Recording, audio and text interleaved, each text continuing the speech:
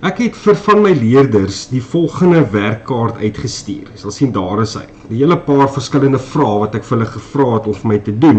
En as ons nou spesifiek kyk na daardie heel eerste een, dan sal jy sien, daar word 3 getalle gegee, om te hulle afrond na die naaste 10, naaste 100, naaste 1000, naaste 10.000 en die naaste 100.000. So is maar net 'n werkkaart wat in verskillende vrae opgedeel is.